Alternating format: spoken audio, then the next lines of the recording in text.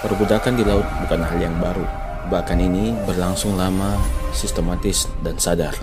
Akan tetapi, informasi tentang perbudakan terhadap ABK, anak buah kapal, tiba-tiba viral di Indonesia ketika salah satu YouTuber Indonesia yang membahas tentang informasi Korea memaparkan tentang nasib ABK berwarga negara Indonesia. Saluran TV yang bernama MBC di dalam judulnya memberitakan secara eksklusif kerja 1 hari 18 jam dan jika ia meninggal maka akan dibuang ke laut. Setelah video ini beredar di Korea dan dipopulerkan oleh YouTuber Indonesia bernama Jang Hanol di kanalnya Korea Remit pada bulan Mei 2021. 중국어선 갑판 위에 붉은 천으로 감싼 관 하나가 놓였습니다. 며 고통을 호소했다고 증언했습니다. Awalnya kram, terus dia tahu-tahu kakinya bengkak dan dari kaki itu langsung nyerang ke badan. Dia nyerang ke badan langsung sesak dia, Bu. 중국 선원 대다수는 육지에서 가져온 생수를 마셨지만 인도네시아 선원들은 바닷물을 정수한 물을 마시며 생활했는데 이 물을 마시고 몸 상태가 나빠졌다는 겁니다. Emang pusing, emang nggak bisa minum air itu sama sekali, Bu. Pernah juga sampai kayak ada dahak-dahak di sini. 게다가 하루 18시간에 이르는 고된 노동에 시달렸다고 합니다. Waktu kerjanya, Bu, jadi kayak berdiri itu sekitar 30 jam dan setiap 6 jam kan makan ya. Nah, jam makan inilah yang dimanfaatkan kami hanya untuk duduk.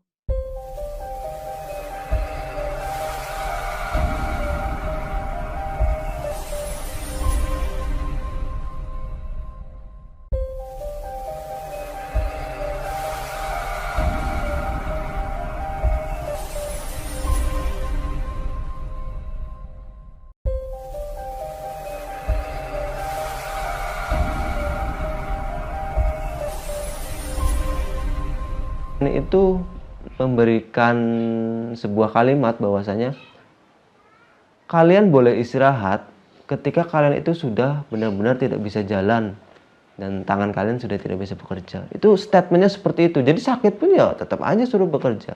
Sama aja kita kerja rodi lah, masih kerja rodi itu di kapal. Terburuknya lagi adalah di kapal sebelah yang 355, Hanrong 355, ketika terjadi kematian sebanyak 3 orang.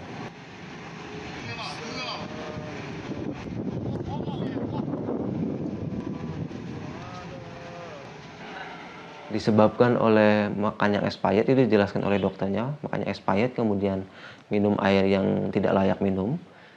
Itu kemudian dengan dalam jangka waktu yang lama, hampir 6 bulan kita itu minum dengan air embun yang keluar dari AC, bayangkan. Itu kita buat untuk masak, untuk minum, untuk mandi. Karena apa? Kita, ABK dari Indonesia dan Filipina itu dibatasi untuk pemakaian air bersih. Nah, kemudian selang 2 bulan, 1,5 bulan, dia meninggal lagi tuh. Singkat ceritanya sama seperti itu, dibawa ke rumah sakit ketika sudah parah, sudah pingsan, sudah step di kapal, sudah sampai keluar busa. Ketika meninggal itu, si kapten kapal itu enak sekali ngomong dengan bahasanya dia. Gak apa-apa meninggal, yang penting keluarganya itu dapat uang dari kami. Berita perlakuan ABK yang menyeret nama Indonesia bukan pertama kalinya terjadi. Pada 2015 lalu, dunia mengecam penyiksaan sadis terhadap ABK asing di Benjina. Ribuan ABK asing asal Thailand, Myanmar, Laos, dan Kamboja diperjualbelikan, disiksa, dan diperbudak untuk bekerja pada sektor industri perikanan di Laut Maluku. Penelusuran tim CNN Indonesia pada 2018 menemukan praktik ini bahkan masih terjadi pada ABK Indonesia di negeri sendiri, salah satunya di Pelabuhan Tanjung Benoa, Bali.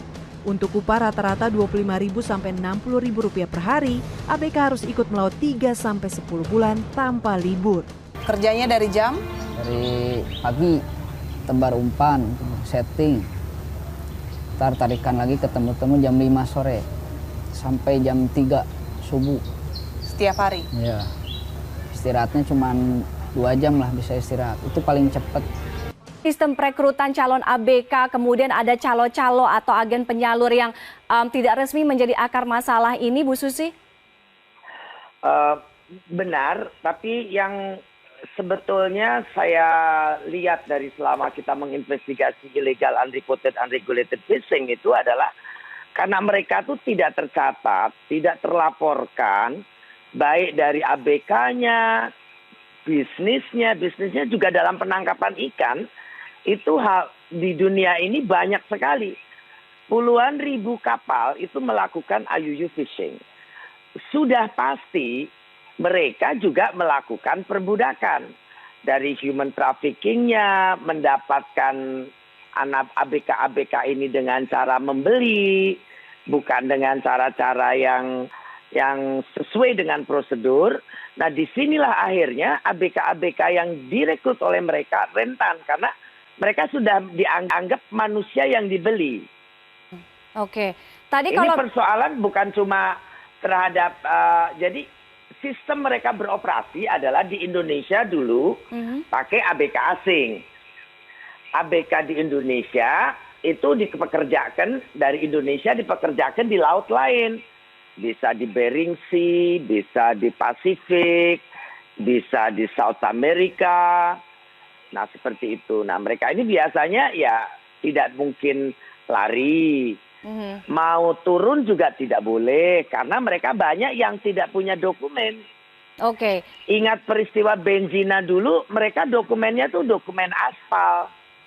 Kelihatan asli tapi palsu. Fotonya juga enggak tahu foto siapa.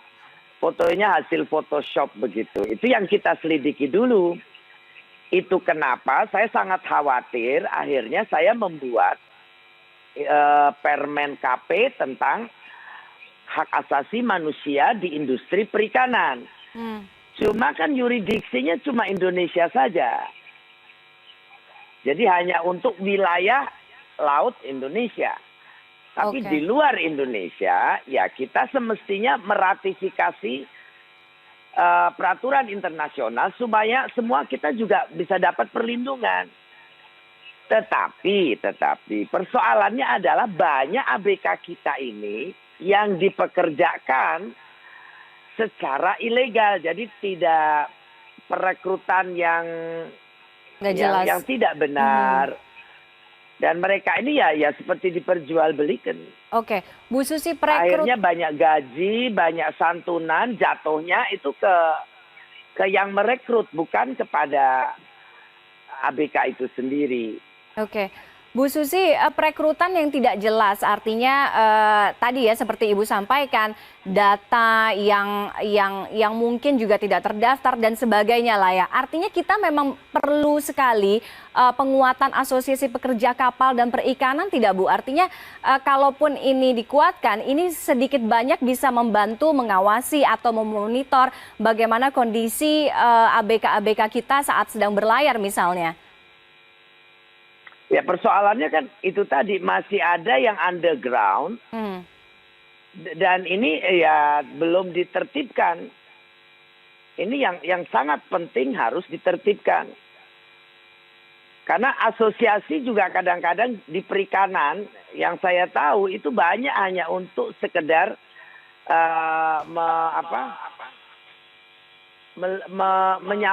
untuk menyampaikan dan melindungi kepentingan bisnis saja.